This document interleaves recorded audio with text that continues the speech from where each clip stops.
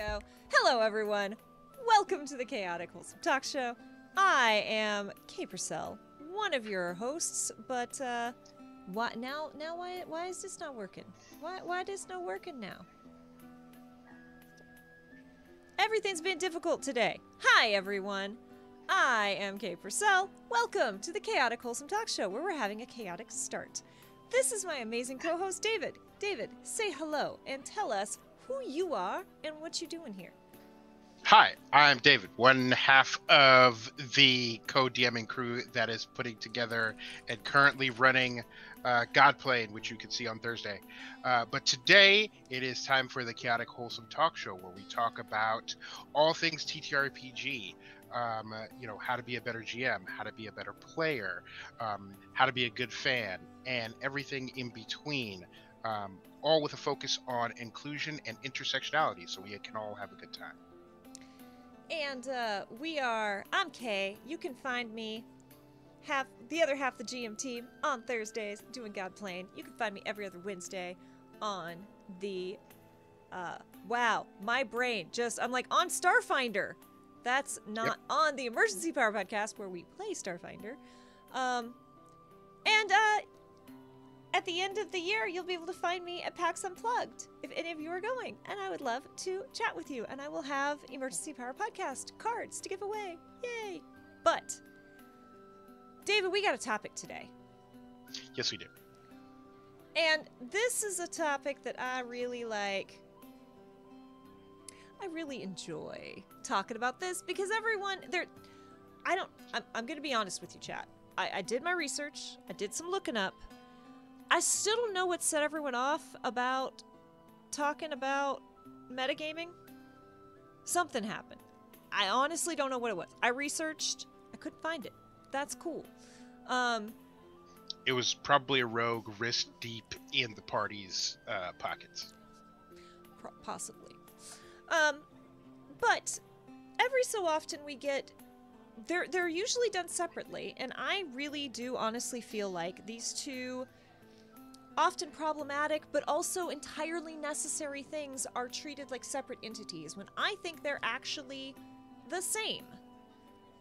So we're going to talk about metagaming on this side, and then we're going to talk about it's what my character would do over on this side.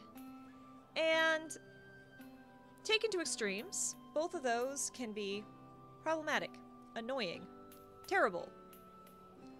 But without either of them, sessions kind of suck. Yeah, right. Fit your head around that. Yeah. So, I'm giving it a think. So, that's what I would like to talk about today. And what's actually been really interesting is going through a bunch of these threads and seeing exactly what people think is metagaming. Because that was honestly the really eye-opening moment. Because according to some people, asking who's good at perception is metagaming. Hey Vivian, hey Domo, hey Steve, thank you all for hanging out. According to some people, hey, how is everyone looking can be metagaming.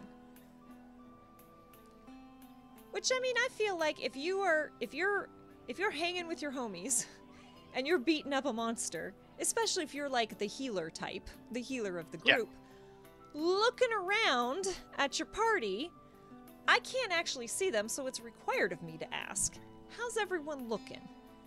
Right? And again, especially if you've been... I feel like this is especially true. I'm gonna reference the one-shot that I did, saying hi is what my character would do. That is a good use of that is what my character would do. I'm gonna reference the one-shot that I did on D'Angelo's channel Sunday night. I got to play with some truly amazing people, and we were an adventuring party that had been in the setup adventuring together for a while. Now, I had played with exactly one person in that group before, and that was Candace. And I had never played with the character that she had brought in. So, metagaming would not be, hey, who is good at this thing? Because we have to figure out how to tackle this.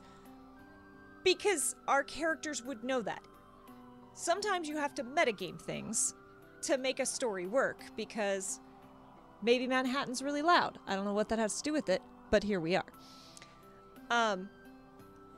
You know, we're trying to figure out how to tackle an obstacle. Who's the best one for it? In character, we would know this because we'd been working together. In this one shot, we didn't know each other, so we had to ask that, and maybe that's metagaming, but that's metagaming to make the world believable. Now we're going to talk about the other end of the spectrum, which is the it's what my character would do. And,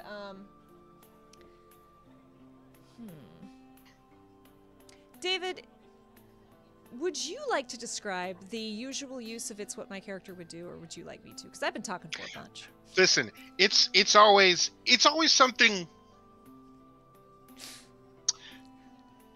It's always something that makes me want to fly across the table and choke the dude who's doing it. And I've been known to disparage men on occasion. In this case, I feel 100% vindicated to do so, because I've literally never seen anyone else but a man do it. But it's always like when they treat the Geneva Conventions like a checklist. Where they're like, well, of course I would set fire to the orphanage and lock the doors. Like, that's what my character would do. Maybe that's terrible. Maybe that's not okay. Or, you know, they use, you know, like the overall definition that I've amalgamated is metagaming is just using your knowledge of the rules of the game that your character wouldn't necessarily have. Which, as we're going to get into, there's some pluses and minuses there. But it'll unlock the secret skeet letters. Right. Oh man.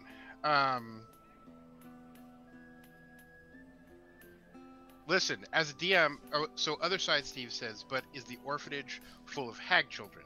I mean, because then, for one, I at least will not slander hags, because usually they're angry for a good reason. Usually somebody did them dirty a long time ago, and they carry a grudge. And also, don't slander a hag, because then you're on their radar. Right. But also, as a GM, I'm going to put a good kid in there. I'm going to put someone in there that doesn't deserve it. There's going to be like a cute little kitty in there, keeping a kid dying of smallpox warm, and then you're going to set that thing on fire.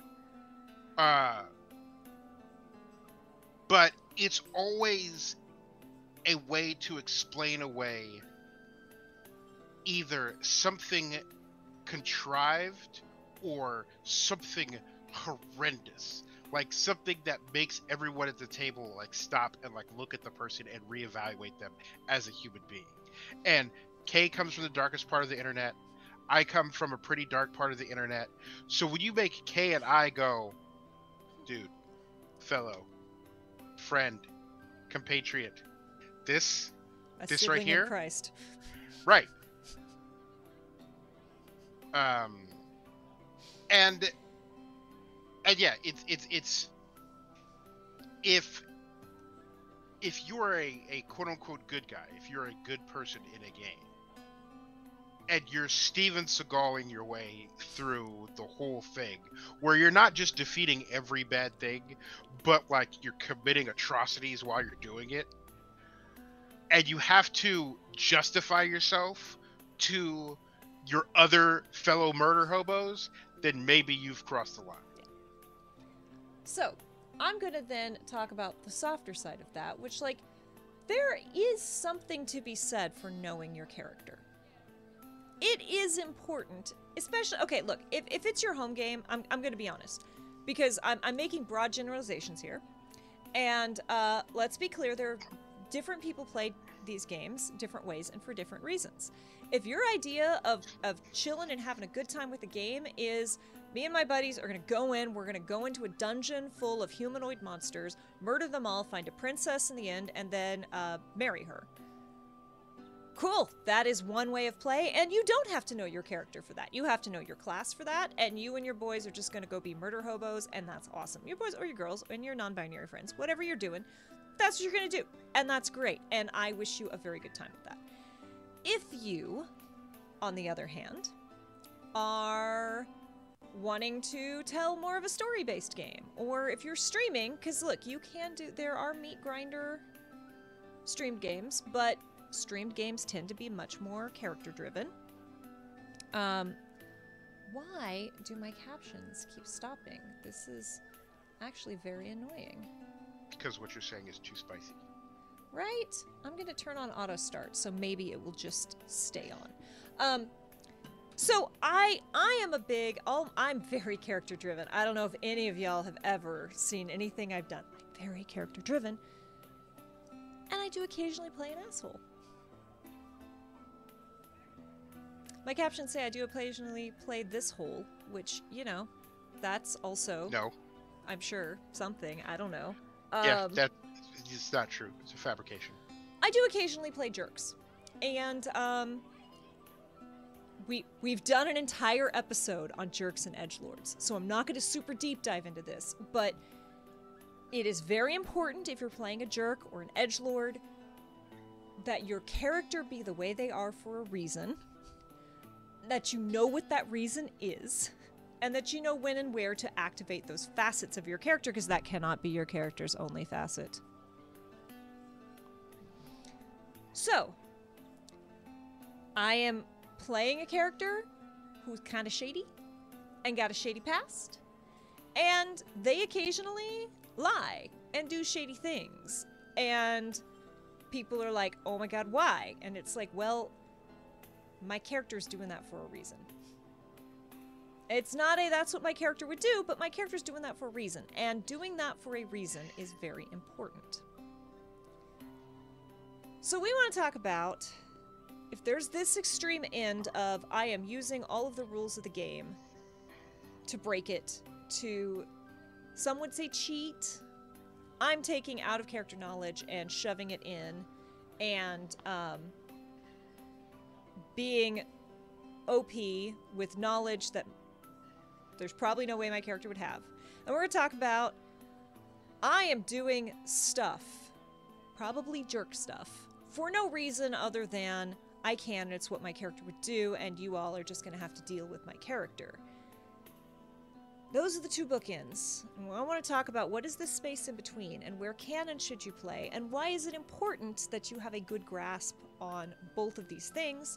Because, again, lots of people have different definitions of what metagaming is. And in certain situations, some things require you to metagame, where other things, metagaming holds you back. Saucefire says, I'm burdened with knowledge. I've read the DM's Guild. I've never had the experience of not knowing what I'm fighting. Right? No.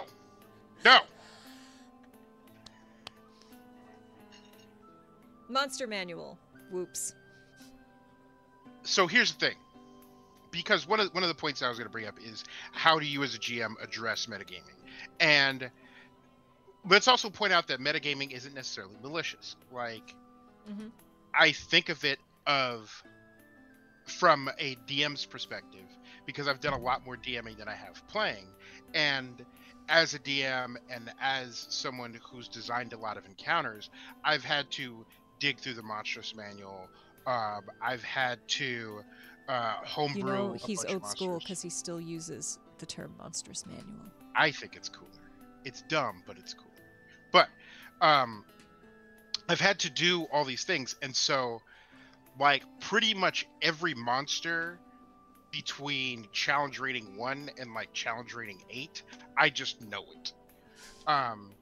And I know that there are people that I play with that have similar, if not more expansive experiences with the monsters that I do. But here's how you address that from someone who either intentionally or unintentionally will go, I know that, you know, trolls are weak to fire. I know. We had a beholder in not last session but the session before in Godplay, and the beholder has an anti-magic field, and you really want to throw a beholder at a bunch of spellcasters so they have that moment of, okay, I go to cast blank and then nothing comes out. Like that is a cool moment. And if someone knows that a beholder has an anti-magic field and they're a spellcaster, they're immediately going to grab a crossbow and start shooting at the thing instead of trying to cast something. Now, there are a couple of different ways to address that. One, if you have a wizard. Wizards are studied in magic. They're nerds with bazookas. So you could argue that your character, holed up in a tower somewhere, reading book after book after book, has learned that one of the things that spellcasters and mages don't like are beholders, because they turn off all the magic, and that's what mages, especially wizards, are all about. But if you drop them, if your players are playing in the world where there's no foreknowledge of such creatures, like this is the first time a beholder has ever been on the plane of existence, is the first time that any creature that has ever set foot on this plane of existence has ever encountered it, and that you automatically know that there's an anti-magic field coming, then that quote-unquote is metagaming. But the way that I deal with it is reskin your creatures, but also give them status effects. Like, and this is a small spoiler from our home campaign. They walked up to a spider, and they were like, "Oh, well, I can talk to spiders now." And I'm like, "No, you can't." And they're like, "Why not? I got the spell right here that says I can talk to spiders." And I say, look closely at the spider. And then, you know, I give them this description of an obviously deceased spider. So in the actual stat block, they're listed as constructs because they're diseased so much that their brains don't work properly anymore. Which means that as constructs, they don't have language. They can't understand language, and they can't speak language. And depending on, you know, where you are and what you're doing, you can take a quote-unquote normal monster and reskin them and have them have one or two different properties and really throw a curveball to your players. Like, kobolds worship dragons as gods, and they're dragonkin, but they're kind of always presented as like fire kobolds. And it's like, there are more than one type of dragon. There should be and could be more than one type of kobold. So if you get like, you know, like a ruby kobold or like a prismatic kobold instead of a regular kobold, then you can really throw off the quote-unquote metagame. And that's something to plan for. And it's really the reverse of what I've said in previous sessions of, you know, don't go out of your way to trip up your players. Like if you have a paladin, put some undead in there so they can turn undead. But this is the flip side of that. In a lot of cases, your players know what's coming. They know what to expect. So give them a little something to chew on. Give them something that knocks them off a little bit. Yeah. And this is a little bit of a hint, spoiler, nudge nudge about what David and I are working on after Godplane. But we're working on a place that has lore that we get to kind of customize. Like what's all this going to mean in our world? And one of the things I'm going to push forward in this particular world setting is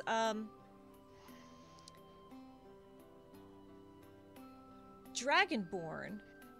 So, okay, we know now there were dinosaurs, and dinosaurs have basically become birds, and that's great.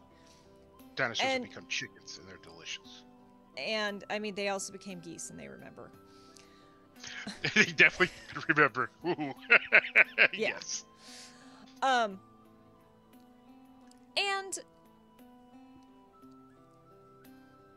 so in the world, dragons and dinosaurs seem to be fairly close, right? Like, I'm not saying one, but they seem to be pretty close.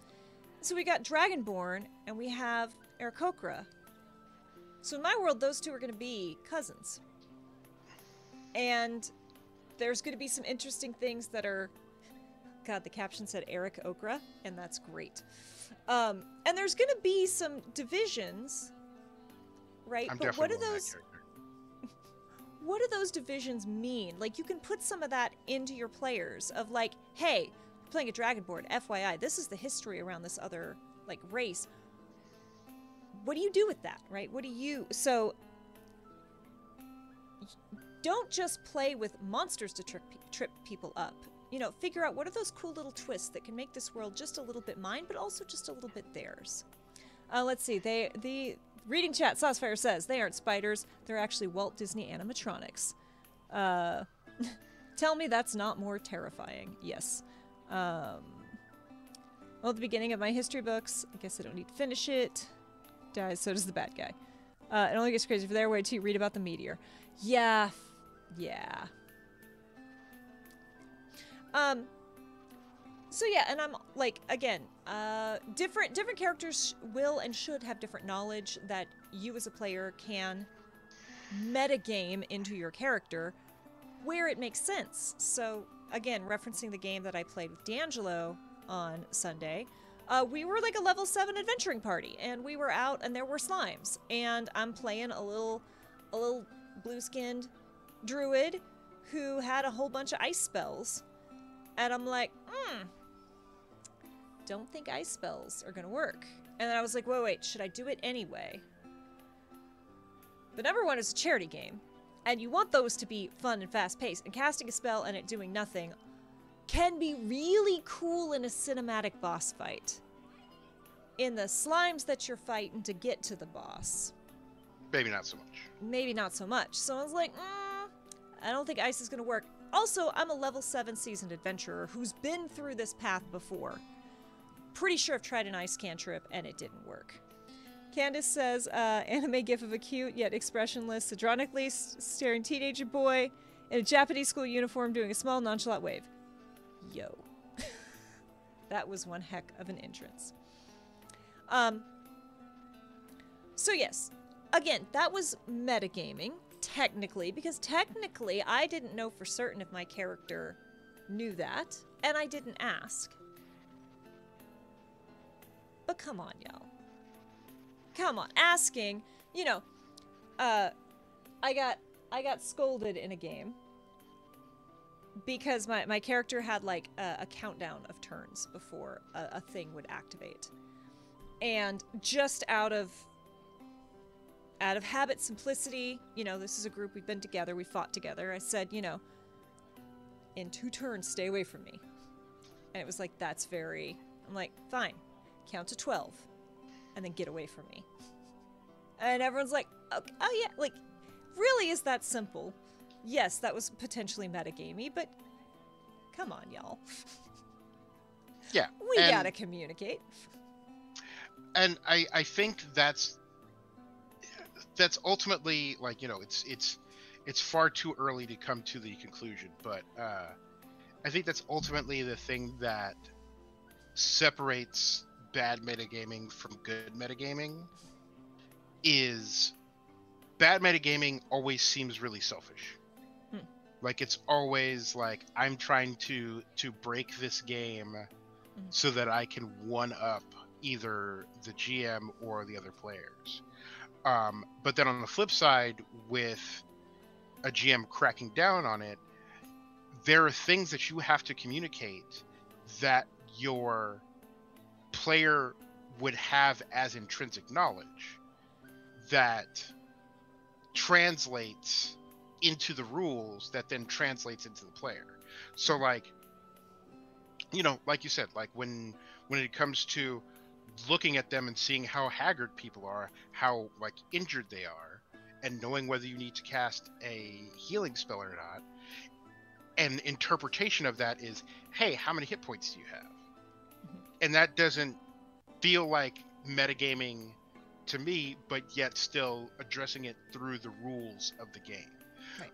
But and you know, saying, hey, back away in 2 rounds. Like, again, it has to go through that processing unit of the rules to say, okay, well, after this stretch of time, then this happens. Yeah. And, you know, again, I find it really interesting how I understand getting into character. Like, I'm sure, as we've said, everyone here knows I get really into character. I have trinkets. A bunch of the stuff in the background gets pulled off and worn during certain characters. Like, I have stuff to help me get into that character and to connect to character. I'm all about character. I know, me? What? And so it's interesting the way some people interpret metagaming, and that, you know, you ask someone, how are you doing? And if they reply, I've got like 5 HP, people are like, whoa, no, that's breaking immersion. Right? It's like, we're in a fight and we're rolling dice and doing panic math. My immersion is broken. I am not sitting here trying to convince a guard and suddenly saying, I'll give, you know, I have a charisma. So with that, you know, that's where, you know, you say like, I'm at 5 HP. Whoa, what the? No. Do it in character. Okay. On a scale of 1 to your 36 HP max, right. How you doing, right? And even then, like, how you looking? Oh man, I'm at about half health. We don't say that as people, right? Yep. So you gotta give some give in this, like, and sometimes, and we've discussed this before, and it was part of the pure joy of the first campaign of Godplane was one of our players, this was her first time playing D&D, a TTRPG. She had just not experienced it before. And the same thing, if you watched Exandria Unlimited, they had new players. And there are these fun moments where new players will do things and take risks and ask questions or make statements that the rest of us would hold back from. Because we know, right? So there was a great moment in Exandria Unlimited where Amy Carrero, who is the voice of She-Ra, was playing D&D for the first time. What a first experience on Critical Role with Abria Iyengar as your GM. And they're like going through and they find this like vestige of the gods, this very powerful item, and it's this black crown, and it's like you look at it and you feel like spiders are crawling over you just for looking at it, right? Like it was very, and so everyone's like, oh, it's the crown of a god, and and they're all dancing around it, right? And she goes, what if it's like a spider queen god? And you watch all the experienced players look at each other and then look at Abria, the GM, like, what do we do? She broke the rule. But it's so obvious that of course you'd think, what if it's a spider queen god? What spider gods are there? Because that's... So having new players can kind of help break up that metagaming that actually holds you back. Because of course if you see a crown and you feel spiders, oh, spider god. Yep. But yeah, and there's something disingenuous in telling people playing a game to pretend the rules don't exist. And to play a game and pretend that the boundaries of that game don't exist and don't mean anything. And that sort of like aggressive, willful ignorance I think is just as immersion breaking as, you know, constantly focusing on the super technical. And then part of the discussions I've seen about metagaming have involved doing your best to break the system, to break encounters, and to basically like cause trouble for your GM, which for the most part I think is, you know, a little rude, because GMs put in a lot of work. But then on the flip side, there is so much joy in having really just batshit people figure out how to do ridiculous things with the rules as written. And charity games, it is so much fun, especially those high level 20 campaigns where it's like you got 20 levels, do what you're gonna do, and watching Brennan Lee Mulligan and like some of these really amazing people just make builds that are broken and decimate, and it is just actually joyous if you know what you're getting into. Again, metagaming can be bad, metagaming can be great. If you went into a level 20 campaign and were like, yeah, I'm playing half druid, half cleric, I don't know, I've never played either, that still could be fun. If you're like, no, I did my research and I've put together this bananas build, and GM's like, I'm gonna throw every level 20 monster at you. You're like, cool, check this out. I got this ridiculous build. I get to action surge 3 times in a row. That's fun.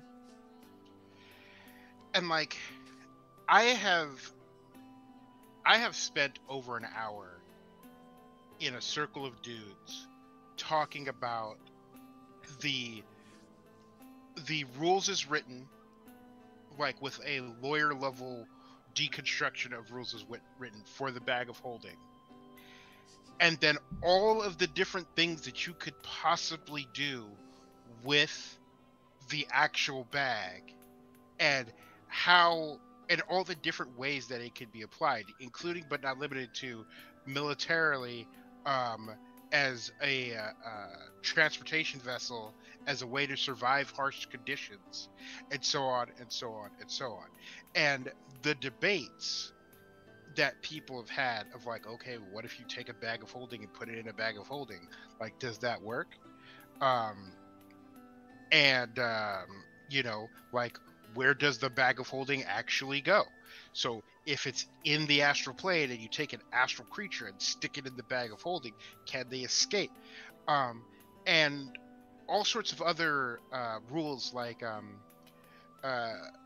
we mentioned it, the ballistic cows. Like, I love the idea of ballistic cows.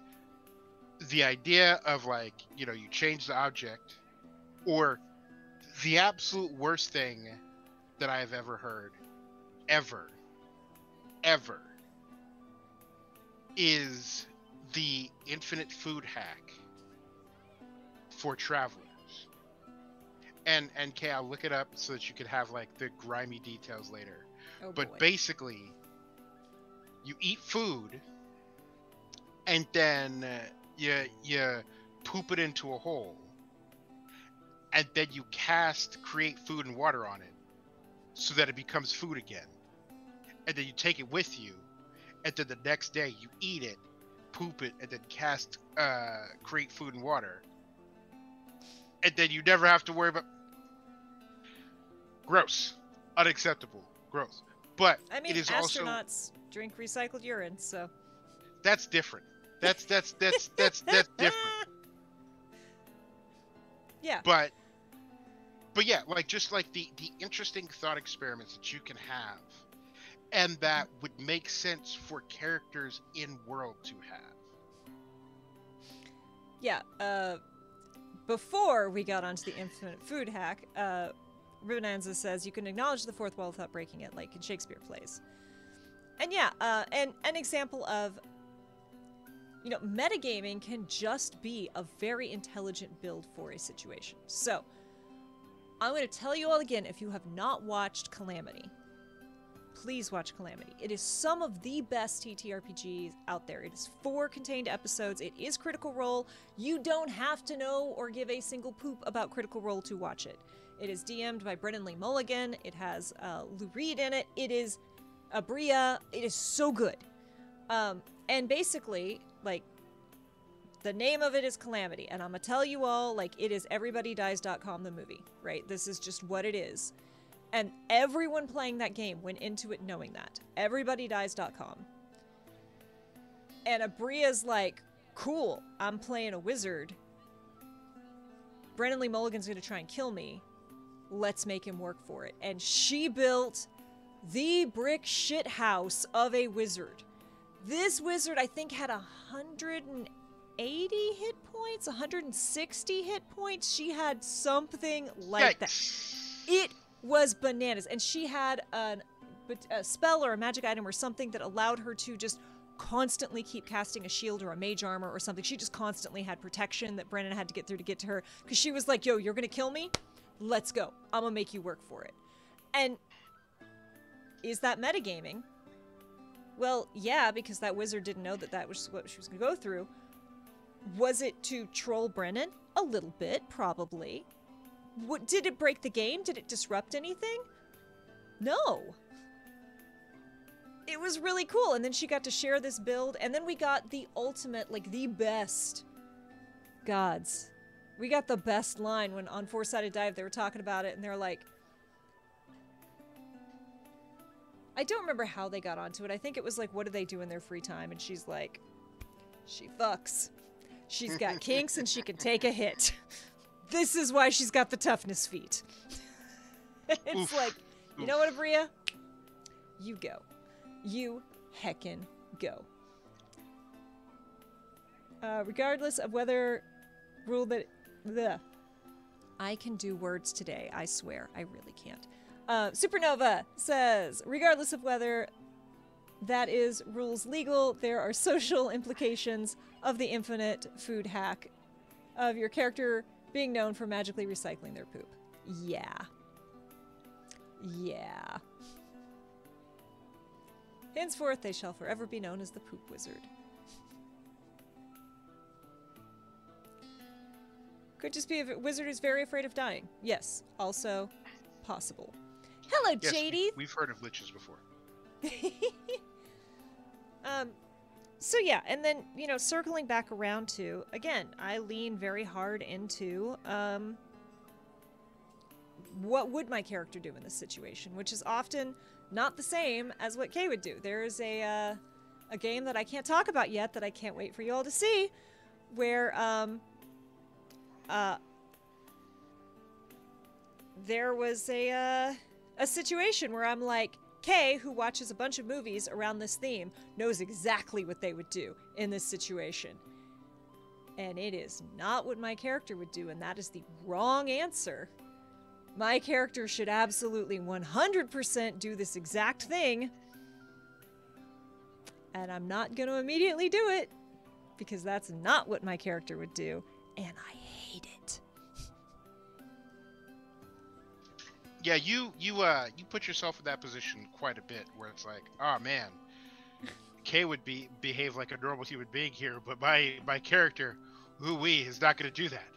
It was actually the opposite. It was Kay, who knows about this particular thing, was like, I'm gonna go for murder hobo because I have trust issues and I need to survive this. And my character was like, no, we need to like make sure. And I was like, we're gonna die. Okay, let's be normal human beings. Every table has different themes and intentions. Yeah, I've definitely... We've talked about this before, but I feel...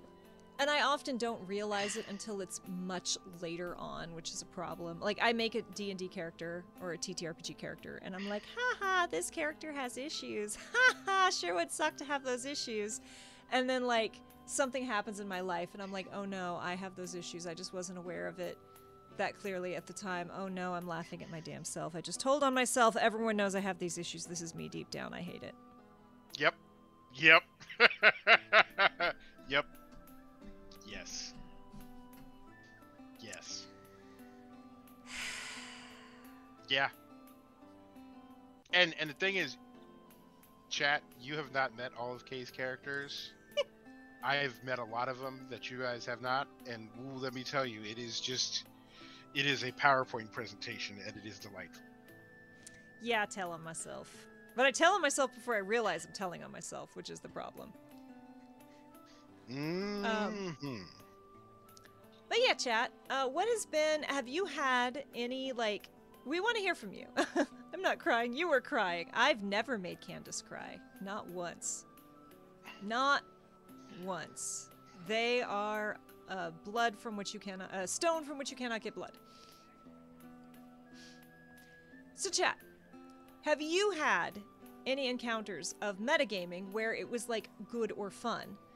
Or have you had any encounters of, I'm going to do this thing that my character would do for, you know, for plot reasons that aren't terrible? Especially not in the space of 3 days. Yeah, I mean, look. One of those was not my fault. One of those was not my fault. Only one, but one of them was not my fault. I was present for it, but I did not cause the tears. I will not take claim for that. I might have added to them, but it was not my fault.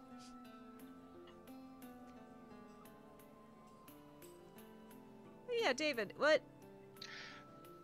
I had another point that I was going to make, except I really fell down this rabbit hole of like the making your food and the poop, and I had to look it up. Look, Candace, you would have cried had I not been there, so it's not my fault.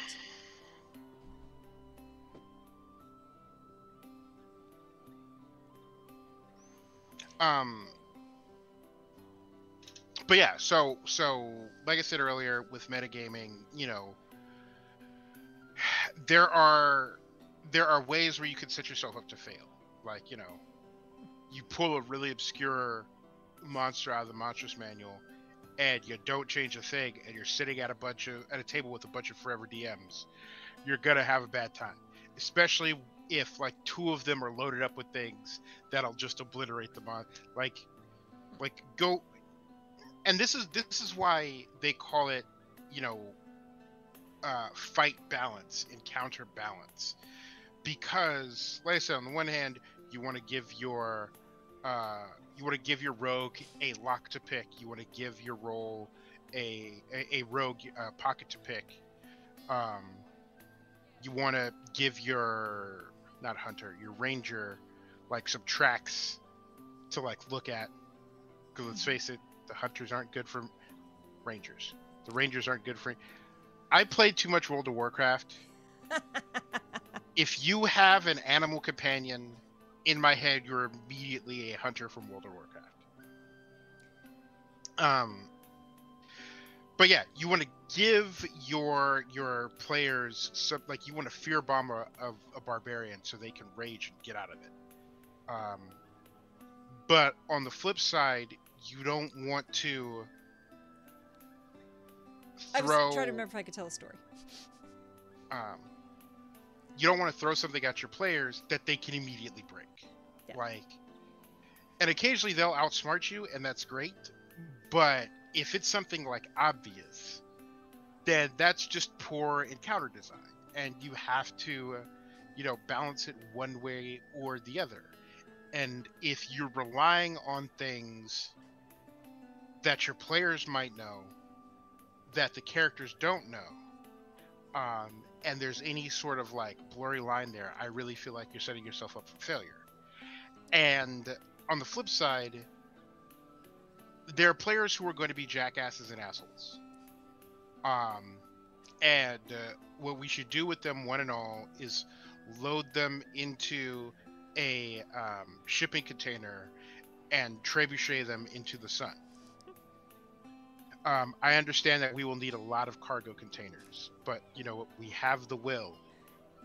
And again, there are situations where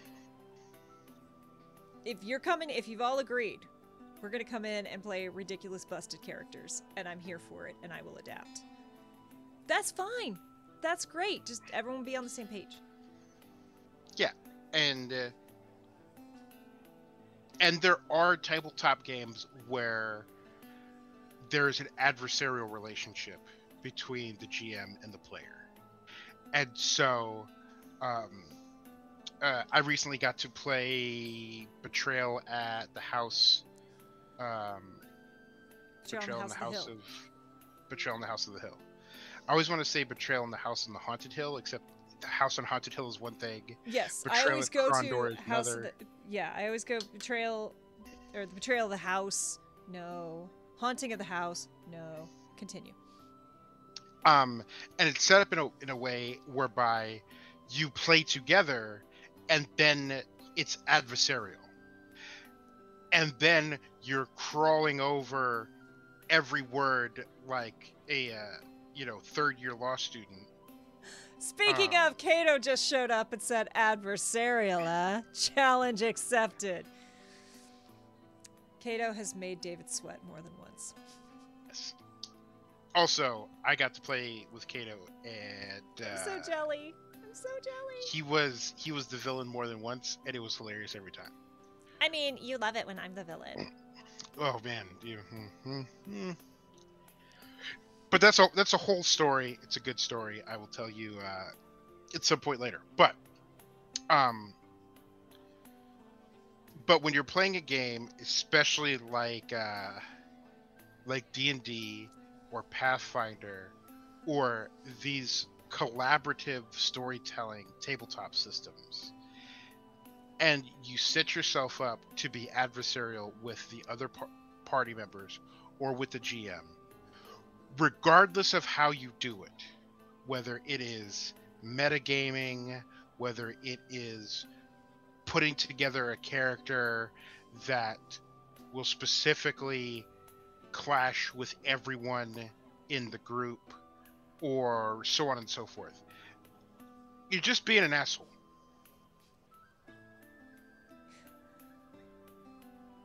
Yes, B-Wizard. But yeah, you're just being a jackhole. And one of the tools in the jackhole's box is having their own copy of the monster manual, having their own copy of the Dungeon Master's Guide. And now it's even easier to metagame because so many of us play remote. Mm-hmm. So many of us have smartphones. Pretty much everyone over the age of 2 has a smartphone now. And yeah, it's just real simple to be like, bag of holding 5e, send. And then boom, there's the entry there, clear as day. And so you have to approach it with some sort of mindfulness to utilize what you have at your hand, but also not overdo it. Right. And I will say, and I say this with all the love, I love my Starfinder game. I love Emergency Power Podcast so much. GM built an encounter and threw a thing at my character that I knew would not work. And I was so happy to just wait. Supernova was there. It's like, oh, this thing, because I play a Solarian, and my sword is mine. Cannot be disarmed. It is mine. You can't take it from me. I am never without a weapon, right? And GM was like, this monster cast this thing. And Jeff, our wonderful rules lawyer, is like, I'm like, no, let him finish. No. Yeah. No, let him finish. No. Let him finish. Says, never interrupt your enemies when they're making a mistake. No.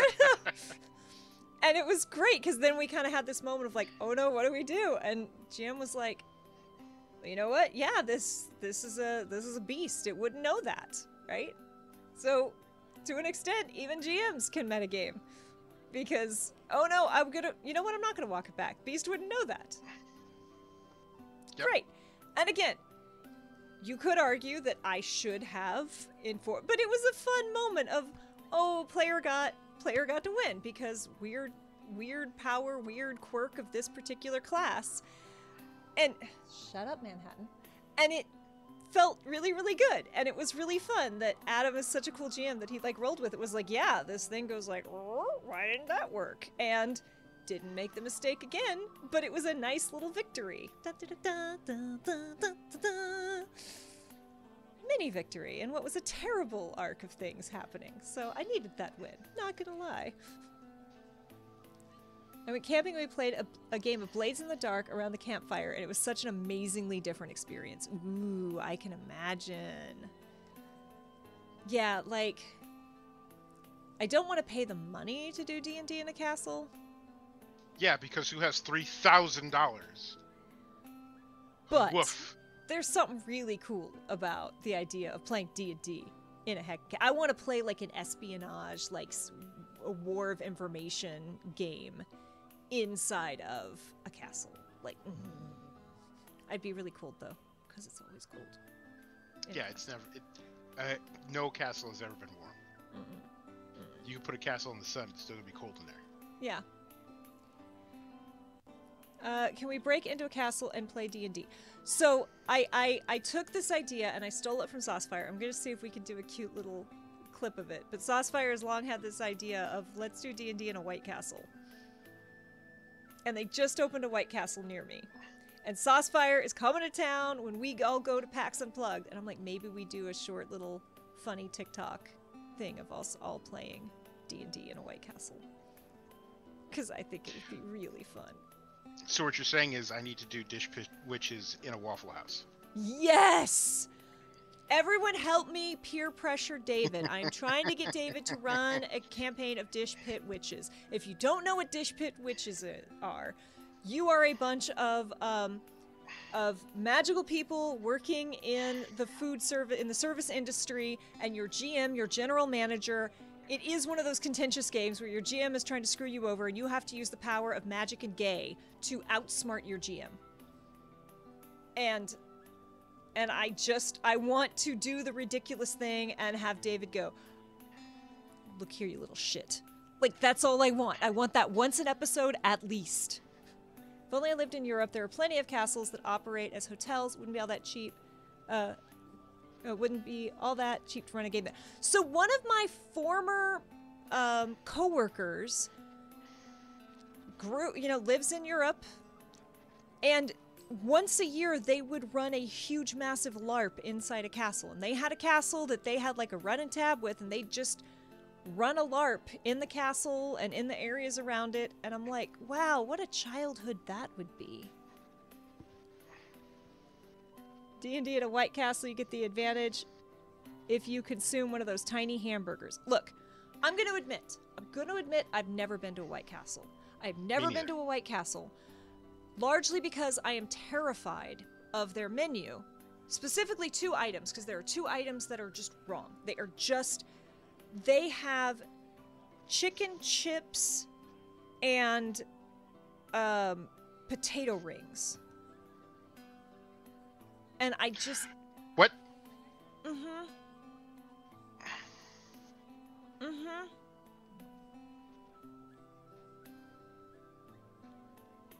All of this sounds acceptable. I just... Potatoes are versatile, why not a ring? Chicken chips, No, I take it back, no. Onion chips.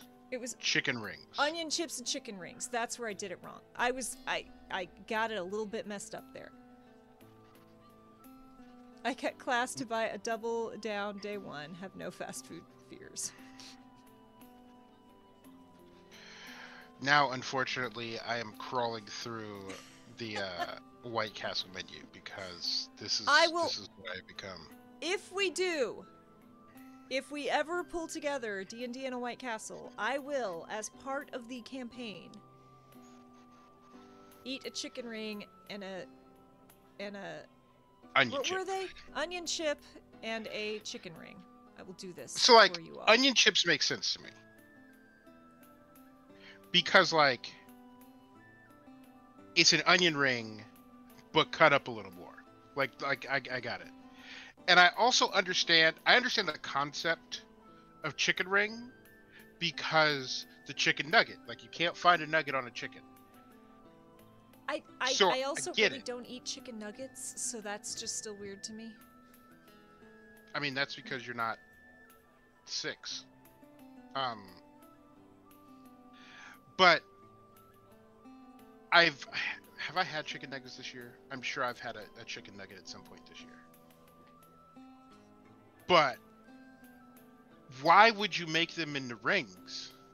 I don't know. Like, the nugget is an old, tried, true format. The guy who invented the chicken nugget was like, listen, there are 4 shapes of chicken nuggets. 4. Saucefire Not says 3, dino nuggets not 5, exist because but 4. dinosaurs evolved into chickens, remember? Fair. And if we do D&D in a White Castle, I will go in full frickin' face paint, and don't think I won't.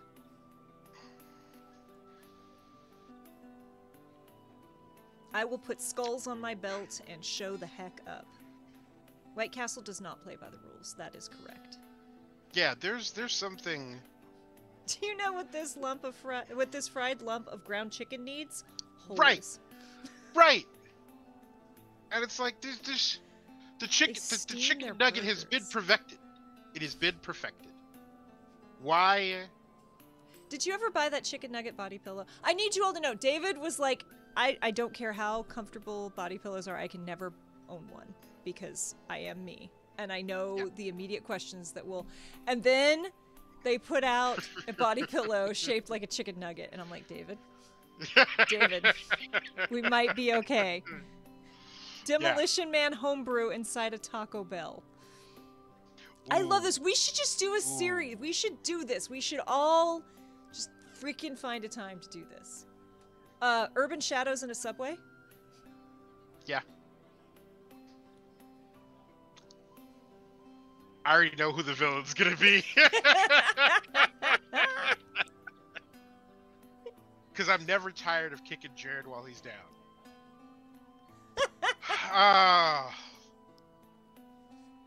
What do we... What would the fast food chain be for a Starfinder game? I almost feel like we go super creepy and it's just Chuck E. Cheese. Urban Shadows in a Subway. White Castle. Masks in a high school cafeteria. We all pretend to be students. Yeah, I don't want to go anywhere near ever again. Subway TM or just... Subway TM. Yeah. But but the entire game is set inside an actual Subway, but we are in the Subway restaurant. You do it in laser tag. That's an idea. Oh, and then you could wear because it's all black lighty, so you could be all black lighty and glowy. Five Nights at Freddy homebrew in a Chuck E. Cheese's, yeah. Yeah. Laser tag for Starfinder. Yes, I'm writing all these down. Cyberpunk's Shadowrun in laser tag is also. I feel like a cyberpunk. No. You do a Shadowrun game like in a corporate office with just a bunch of regular computers. Like you get like a finance office. Like you just rent out a WeWork for a day. I have been the only person in like a set up office space that is empty at night, and it is terrifying. There's a pizza place in my own hometown that was built inside an old bank building. So, what's the y'all help me? Nova, or the Biopunk game that's coming out with the flying animals. There is an abandoned zoo in LA that you can hike to, and you do that Biopunk like mutant game inside that abandoned zoo. So yeah, They turn their vault into a dining area. That's awesome. There are a lot of this has a lot of legs, and I'm really mad about how because just dressing up like near Mad Max level for Urban Shadows, like edgy gothic Mad Max and then showing up to a sandwich place. Top notch. Pokemon RPG in a zoo. Yeah. And then you'd have to run a horror game at Disneyland because, you know. That's about the only reason I'd go to Disney. Yeah. Mad Max RPG in an perfect. Outback Steakhouse. Yes, Jeff. Top notch. Perfect. Yeah, I feel like we're gonna have to like find a producer friend who's also very nerdy and just do a series of these because they're really good. Yeah, if you did like just like a series of like 8 of them, that would be hilarious. Homebrew Final Fantasy in an amusement park Gold Saucer knockoff. You'd have to get the annoying song on loop. Yes. Bandit Amusement Park. Mm-hmm. Oh, there's the one. There's a great one in Louisiana. Call of Cthulhu in Joe's Crab Listen, Shack. there's some Korean restaurants where you could run a Call of Cthulhu and have them bring out Cthulhu. Oof. He'd be delicious, but you could get him on a plate. There's a podcast I'm listening to that calls it Outback Stab House. You know, I feel like Call of Cthulhu needs to happen in the Waffle House.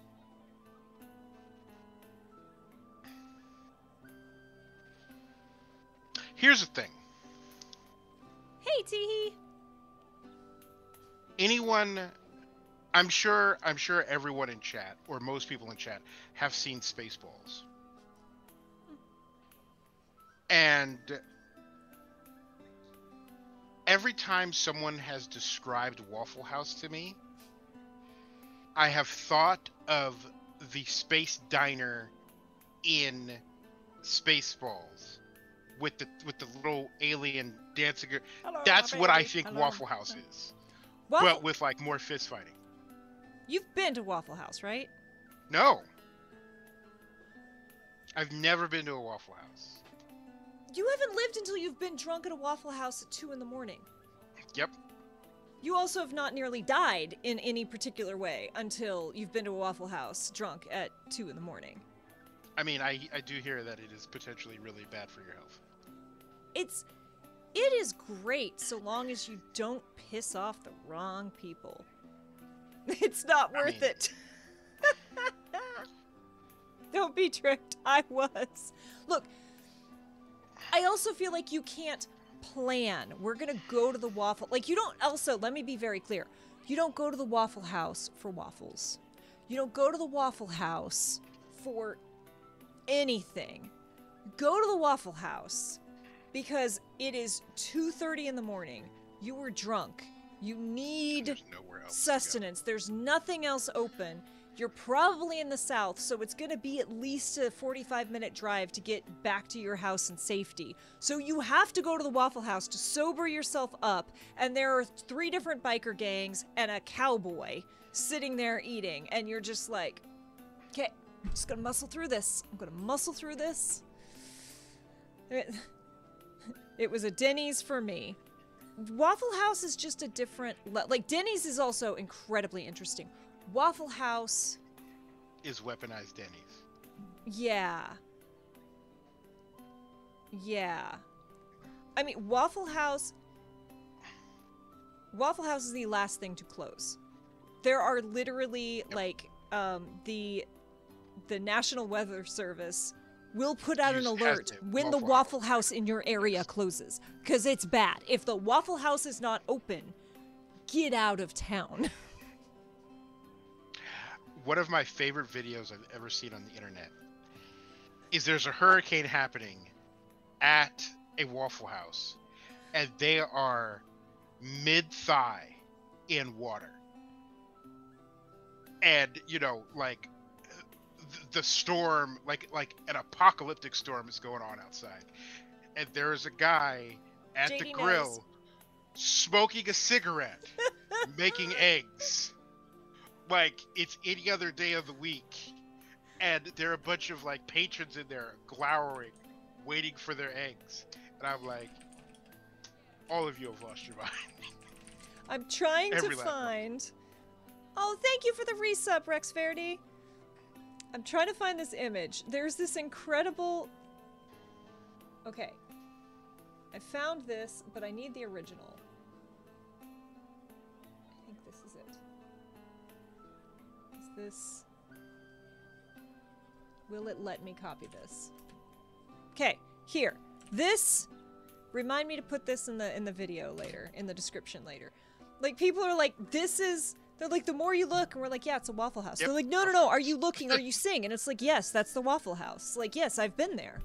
That's why I think Call of Cthulhu needs to be in the Waffle House. I agree. Welcome, Rex. No problem. We're glad you're here. We have strayed off the topic and are now discussing a Waffle House. But we're discussing Waffle House because we got on a tangent about if you were going... First, it was D&D in a White Castle. And then we got into... What games would you play where? What games should you play at what locations? RPG. I don't know what a Jollibee's is. So, I don't know which southeastern country it is, but it's like this Southeastern Asian, like, staple of... They have like fried chicken and fries and like sandwiches, and it's like it is the In-N-Out equivalent of it's like In-N-Out but Southeast Asia. Okay. Filipino. Brilliant. Yeah. Kabat Bawana would be perfect there. Absolutely. Yep. Oh, what game would you play in the Spaghetti Factory? You would do a homebrew Super Mario Brothers game.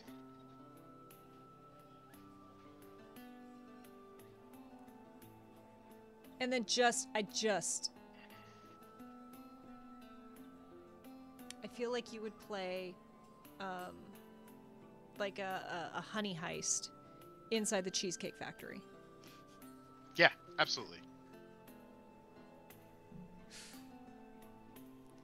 And now all of chat is debating what you can get at which restaurants. And it's great. I am so happy that this is... I didn't know where this episode was going to go. Right.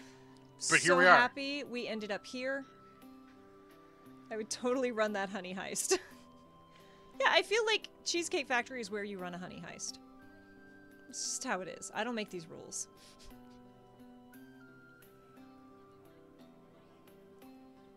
David is now deep in thought.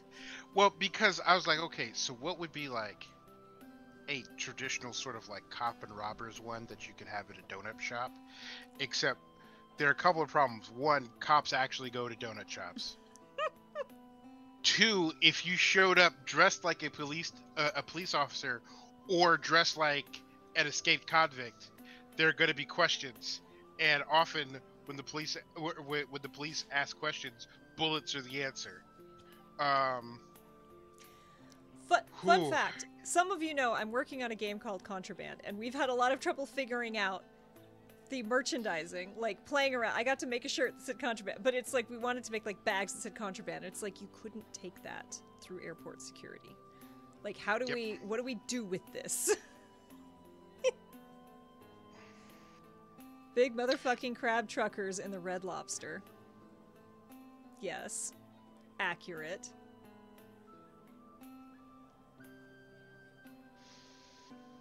Yeah, there are a number of systems that really lend themselves to these sort of like insane things. But I interrupted you. Continue. I feel like we need to run the Animal Crossing homebrew inside some buffet. I once brought a bag of cinnamon roll mix through the LAX airport. Yeah, that's gonna be one of my favorite... God, we're going so off topic. I used to fly out of LAX a lot because I lived in LA and I worked conventions. And someone had, like... spaghetti, and then they had like pasta sauce, and they weren't gonna let them through with their like they had a Tupperware of spaghetti, and they weren't gonna let them through with their pasta sauce, and they dead eyes locked with the TSA agent poured the spaghetti sauce into the spaghetti and stirred it, and TSA let them through. Going through TSA, I didn't think. And I have, they're in the other room right now. I have 3 sets of metal dice. Going through TSA with 3 complete sets of metal dice, one of which is spiky, was real dodgy. Don't go through with a bunch of magnets for a trade show either. Fun fact, I've never gone through TSA security without getting patted down. Not once. My entire life. And since September 12th, 2001, I've gotten a wanded pat down every single time. You need to start, like, preparing. Like, stick a cucumber in your pants or something. Just... Yeah, I gotta do something fun. Yeah, have fun with it. Yeah, they let you through. Wow. I mean, I went at San Diego Comic-Con, they let me on the floor with live steel Wolverine claws.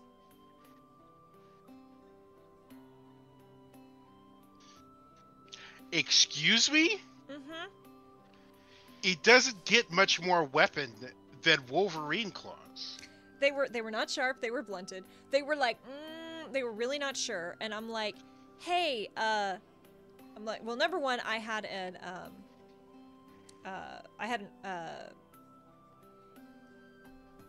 when you work the floor badge. I had a work the floor badge. I had a booth. Yeah. I was like at a booth representing a company. And they were still like, and then I kind of was like looking at them, turn them over, and kind of looking at these claws and like thinking, and I'm like, do you want to play with them? And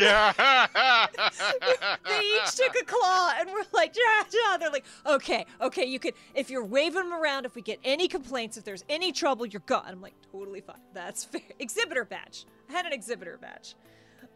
But it was, they literally like, they're like, okay, you cannot do this. This thing we just did, if you do that, you're out, but you could bring him in.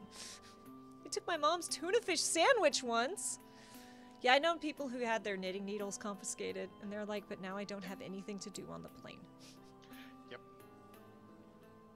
And fun fact, they will let plastic knitting needles through. And I'm like, they're just as stabby as the metal ones. What are you talking about? Yeah. But okay. I've literally sat in a row with 2 people who were knitting, and I'm like, these people are armed to the teeth. They are dangerous. JD says, try and take my knitting needles. I mean, news at 11, TSA agent gets stabbed. This is why they must be confiscated. No, I feel like JD and Piper should have a special connection because of Pepe's crochet hook weapon. You know, yes. The unbreakable bonds of TTRPGs. Next time I'm on a plane, I'm gonna play Keep Talking and Nobody Explodes on my Steam Deck.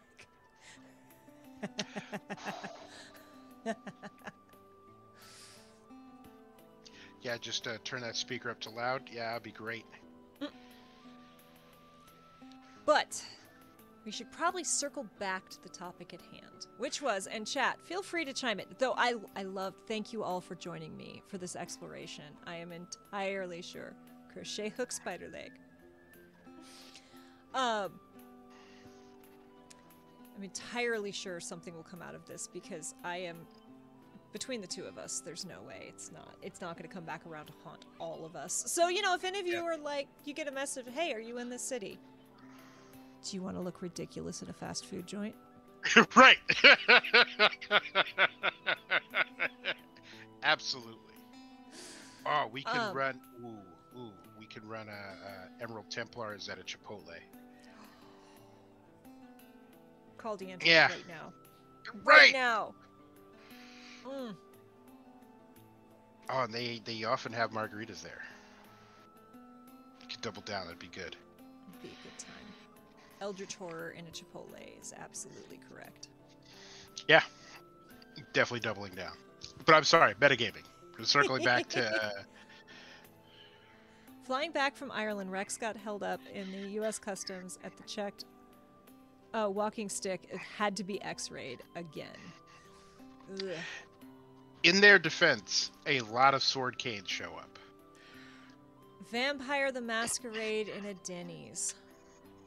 Yes, Piper. Yeah, that makes a lot of sense.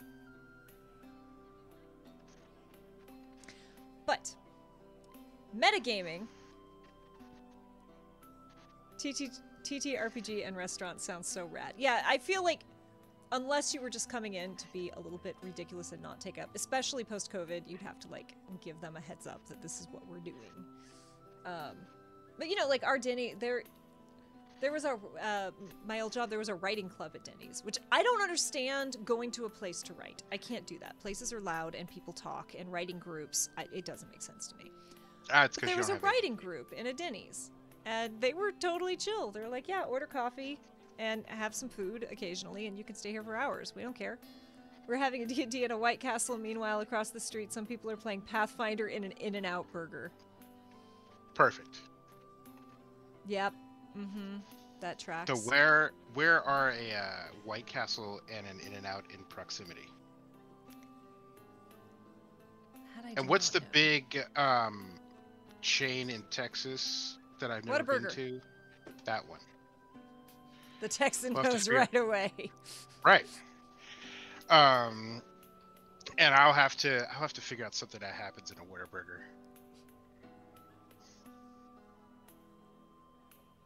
Deadlands. Yeah, perfect. Wow. Yeah. That's and then a dinosaur dinosaur TTRPG in a KFC. At least I could afford D&D in a White Castle. Yes, this idea, for those of you who came in late, this was a Saucefire idea. And we're trying to figure out if we can make it happen in December, because Sauce is going to be in town, in my town, in the US of Heckin' A, for PAX Unplugged, and they literally just opened a White Castle near me. And I was like, Sauce, we can do the thing. Oh, where would you play the Avatar RPG? The Four Seasons. Hey!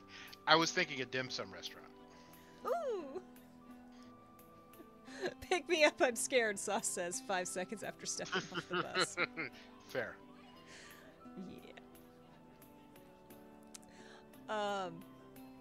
But yes, the original discussion was metagaming. And how it can be a dick move. And here's the thing. I have definitely... I've thrown a lot of BS at David. And various kinds of BS. How about the farmer's market near the cabbage stand? That is where we play Avatar. Yep. Cabbages. I was gonna say a tea shop for Uncle Iroh. Oh, high tea while playing Avatar. We could all dress like Toph's family. Yeah. All fancy and stuffy and have high tea. I have thrown a lot of BS at David with love and with good intention. David will rant for quite a while about some of the stuff that our group, including Kato, has pulled and has ranted. I think one of my favorites, because this one wasn't even bad. It was just, I was like, hey, I just leveled up. My paladin just leveled up, and I've got the bless spell, but I need holy water, so I'm gonna make some holy water. And David's like, oh yeah? I'm like, yeah. He's like, oh yeah, you're just gonna make holy water. I'm like, yeah. He's like, you just go make it. I'm like, yeah. He's like, how you gonna do that? And I'm like, I'm a pastafarian. I'm gonna boil water, put pasta and salt in it. And I think the exact response was, take your inspiration and get the fuck out of here. Yes. It's like, how dare you? Yeah. I was very proud of that, by the way. I was like, no, I'm ready for this. And, you know, I guess to an extent, you could even call that metagaming, because I decided how holy water is going to be made, whereas I'm sure David had something he wanted me to do, but... Well, all that's still unfolding. Oh, yeah. Oh, yeah. There's still things to be learned. So, I think, and I will even... I can't talk about this yet. I think most GMs genuinely want their players to do cool stuff. And one of the big ways that you do cool stuff is by metagaming. By knowing the rules, by sitting down and saying, I know I can't do this, but, or hey, this rule says this. I want to do, but can I? And there is a school of GM who can turn around and say, that's metagaming, no. There's another, and some people need that. Let's be honest. Some people, like David said, some people are just dicks. But, you know, one of my favorite moments in Dimension 20 is Allie is playing a character with a -3 dex modifier. Yikes. It's bad. And they realize they have to very quickly get down the side of a tower. And speed counts. And it has been long established that Allie's character has like a ribbon dancer, and they've been very successfully distracting people by using this ribbon dancer.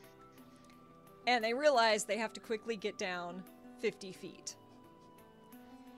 And Allie's like, I want to run to the window, I want to whip the ribbon dancer around a tree branch, and then I want to swing out of the window and down below. And Brennan's with a like, -3 with dex a negative modifier. And Brennan's like, Ooh-wee. okay, what do you think? It's going to be a dex check. What do you think is a... I love that this even has, when we say dex, it does DEX. Like, it's got it. Oh, dope. Brennan is like, okay, what do you think is a fair dex roll to make that? Right? And so Allie's like, and throws out a number. And it's reasonable. It's not, you know, it's not like, oh, 3. Like, it's a reasonable number. And you hear Brennan scoop up a bunch of dice and shake them. Okay. Hearing the number of dice that would be the fall damage. Right. Roll me a dexterity check. And of course, it ends up being like a -2. Or a negative, like, it is bad. It's a -1, I think. It's just a bad roll with a -3 dex modifier. And he's like, okay. Drops the dice, starts counting. You fall 50 feet. You break your ankle. Like, and it's like, okay, that's kind of the other side of if you're gonna negotiate with GMs, they might negotiate back. Right. If you're gonna metagame, then don't be surprised if the GM turns that around on you. Also, you know, as we've said before, if you're the GM, it's really kind of fun when your players win. And if your characters have legitimately come up with something, let them win. It's really cool. If it's BS, I'm all for calling players on BS. That's just me personally. Yeah. But, and those of you who've been watching Godplane, there's been a couple moments where people are like, da-da-da-da-da, and I'm like, that's actually not happening. Because we're in a nightmare place, and yeah, you were unable to have that conversation for reasons. And it's so wonderful as a GM when you've got players who are like locked in and who are into it and are like, okay, I'm not going to sit here and argue with you. I'm going to roll with it because they trust you're going to tell a story. I do think that's where a lot of metagaming problems come in, is it's either a lack of communication because I'm here to break the game. I'm here to do a meat grinder, and I find that fun, and there is a joy in finding a way to break a game and build an incredibly busted character. And doing that really effectively, if that's what everyone's there to do. And then it also can come in, you know, and that's a lack of communication of like, I'm here to build something busted and go to town. I'm also going to point out, again, doing that doesn't mean you are a bad player or even a bad role player, because as we referenced, Abria did it in Calamity and delivered one of the best performances I have ever seen. Brennan did that in A Court of Fey and Flowers, built a really busted character. Brennan did that in a charity game, built a level 20 abomination that I think did 860 something damage in one round. That's too much. That's too much damage. It was a level 20, had a rogue, had a fighter for second wind, had like 3 attacks. It was so banana. Against like a super Tarrasque. Like it wasn't even a Tarrasque. It was like an up-leveled Tarrasque. Yep, and I have, okay, some of you know, and I've not gotten to play this character because no one should ever let me play this character. Ever. I built a character for story. It came out of a story background, and I'm like, what's this character? And I'm like, okay, I've got this concept, map it onto the classes that exist. Okay, this is a weird story. I wanted to tell a weird story. This is going to be a Ronk. They're going to be a rogue monk. Oh no. By level 6, this character is ridiculous. I want to play them so badly, but no one should let me play them because they'll break I'm gonna have to have a GM who's just like...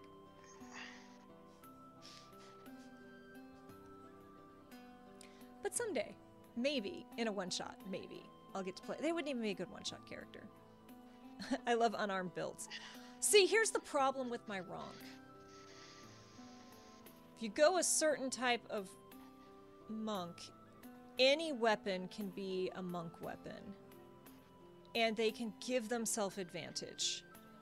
So you get monk bonus damage on sneak attack with a free disengage. Yeah. And you get like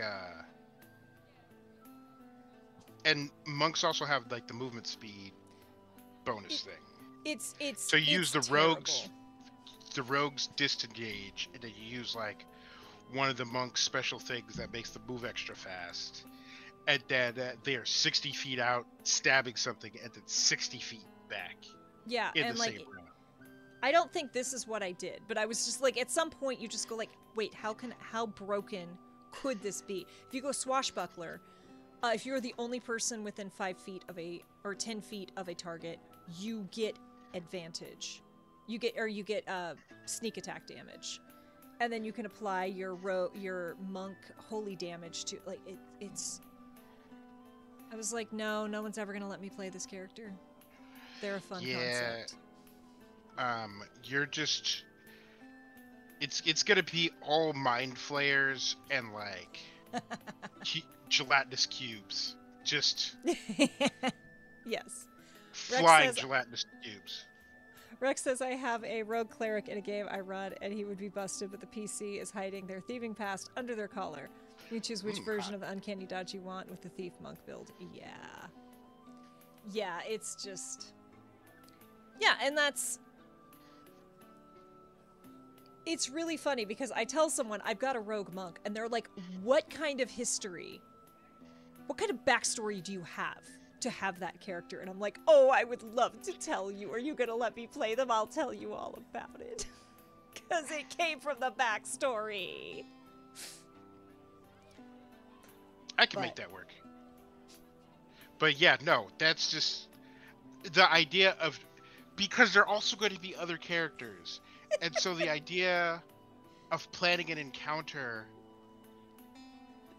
I would throw an army at you. You'd be like, all right, you have 270 orcs to fight now. Go. And eventually one of them would hit you. And hopefully it would be with an arrow and I'd deflect the missile.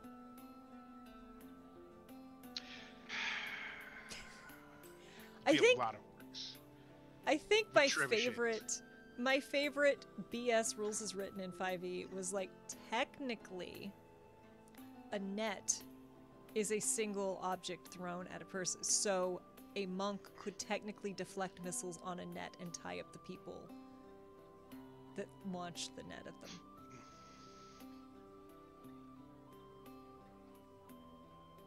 And also, don't monks stop aging at some point? Like, don't they get to like level 18 or something, and then they just stop getting older? That doesn't seem right, but it wouldn't surprise me because monks cheat at everything. If you go to some Buddhist temples, some of those monks had rough backgrounds that drove them to the temple. 10 of 10, do not mess with them. Oh yeah. Oh yeah. It's just you rarely see that kind of... You rarely see that in D&D. Like, you rarely see that played out. Perfection of form, if I recall. Yep, they do. They stop aging. You are correct, David.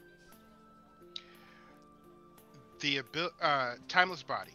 The ability is written as follows. Your ki sustains you so that you suffer none of the fragility of old age, and you can't be aged magically. You can still die of old age, however. In addition, you no longer need food or water. So you don't even need the poop trick. No. You're just good. For the next, like, 50 years. For the next 100 years. You're done. If you're an elf... Yeah, if you're an elf monk, you're immortal. You live forever. The end. The end. That reminds me. Monk Druid would be a fun thing to explore, which I have not done.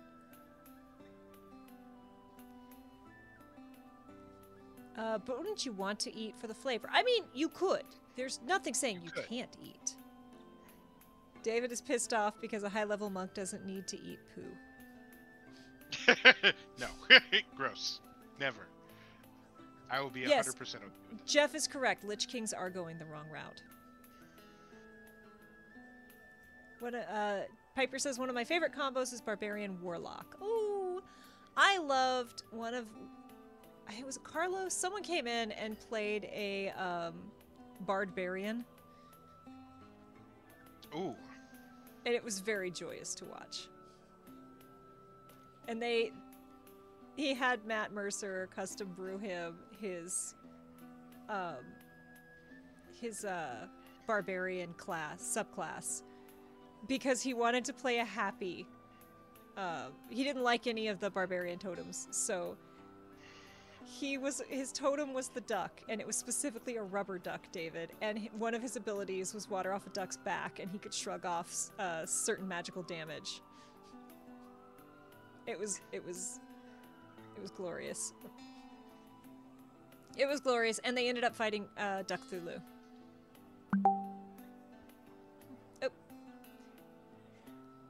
Hi, chat. David had to run, so it's just us. I'm taking over. I feel like we've gone so far off course. So Duck Thulu is a thing. If you have not seen Matt Mercer's Duck Thulu mini, I encourage you to. It's not your show, Sauce. It's still my show. But yes, anyone else have fun combos that we've done? We've gone so far, I'm not even going to try to drag it back to metagaming. We're just going to talk about our combos. Actually, we need to wrap it up because it is getting late. Welcome to the Case Show. Okay. All the time. Yes. I am wearing one of my favorite shirts today. It is, a Banksy Holy Hand Grenade of Antioch, and it brings me joy. It is also one of my favorite shirts to wear at nerdy conventions because people will come up to me and see the shirt and say, "Hail, praise the sun," and I'm like, no, you are incorrect. That is not what that is for. Oh no, oh no! Everyone, look busy. Look busy. Right. Pull your mic back in a little. Is way out there. Thank you. I see Sauce was trying to usurp my position yet again. Yet again. Yes. Piper says, must run so that I can kill my players in Curse of Lady Strahd. Thank you. We are about to wrap up, I do believe. Yes. Any final thoughts, David? Any closing thoughts on where to play D&D or other systems, metagaming, or it's what my character would do? there is a blanket rule that can be applied to metagaming, which is don't be a dick. Like, a lot of it is just if you are doing something to trick or interfere with or one up or to be combative with your players and your GM, then don't do that. Like, play together, not against each other, unless that's what you came there to do. And knowing, I will argue till I'm blue in the face that it is important to know your characters and what they would do, but it's also important to know why they would do that. It's what my character would do is not a good answer. My character is reacting to this in this way because of a thing that happened that is in the backstory that the GM knows about, or else that I have... Because let's be honest, sometimes you're in the middle of a game and you're like, oh my god, that makes 100% sense with what I want this arc for my character to be. GM, I'm going to send you an updated backstory. Not everyone does that. Some people do that. You sometimes discover or realize things about your character in the middle of play. That doesn't mean you're a bad player. Doesn't mean, like, lots of people do it. Not everyone does. It's not just it's what my character would do. Why is your character doing that? Communicating what you're doing, why you're doing it, why your character would know that. And also, I think one of the biggest problems with metagaming and with it's what my character would do is when you're just taking the spotlight for yourself.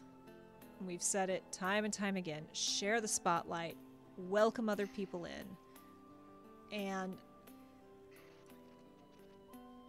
I don't think even some people in this context means that just Kay, the monarch of backstory. Look.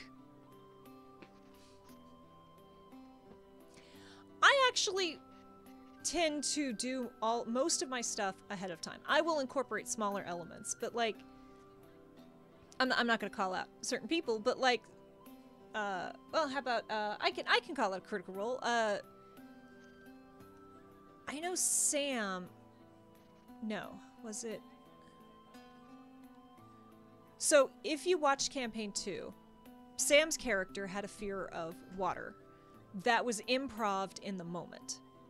Sam just wanted to be difficult and wanted to make a big deal about going under the water.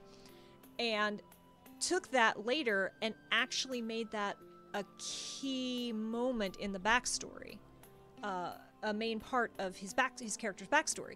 He knew he knew that a thing had happened and this character had gone through X. And then didn't know exactly how X happened. And then when the water thing came up, went, oh, that's how this thing happened. And then sent that to Matt, and that was incorporated and made part of his story. And sometimes you do want to change or edit a thing about a character based off of the other people at the table. You know, that was part of the cool thing about the fear of water was Caleb had a fear of fire, and Sam's character was very closely tied to Caleb, so it being fire and water became this really cool like balance that wasn't planned, but as it became out, it was really cool. So to an extent, that's maybe metagaming, or that's what my character doesn't like water because my character doesn't like water.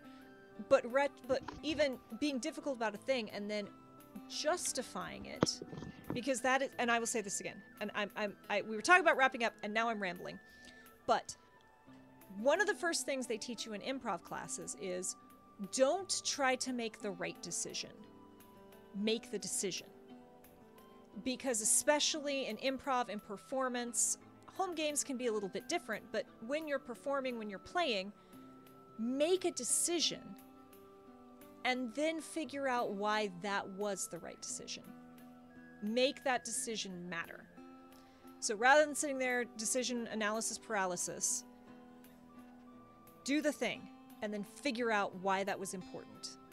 And they even, in Court of Fae and Flowers, one of the players had an item and she gave it to another player and just said, here, this is a gift. And the other player took it and loved it.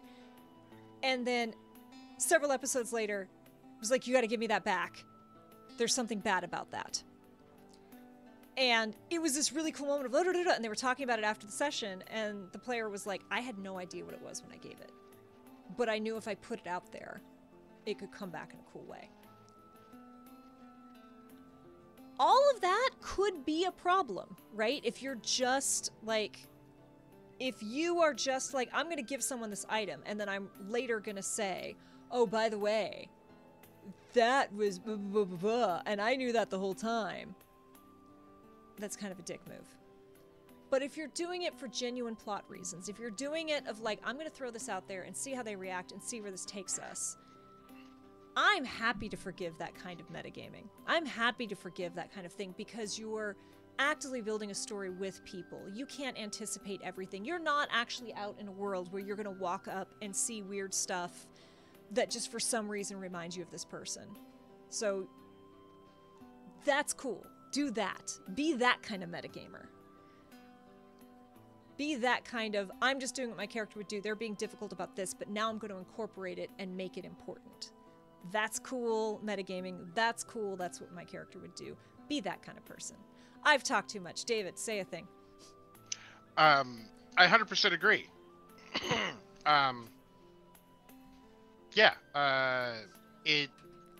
It all circles back to collaborative storytelling.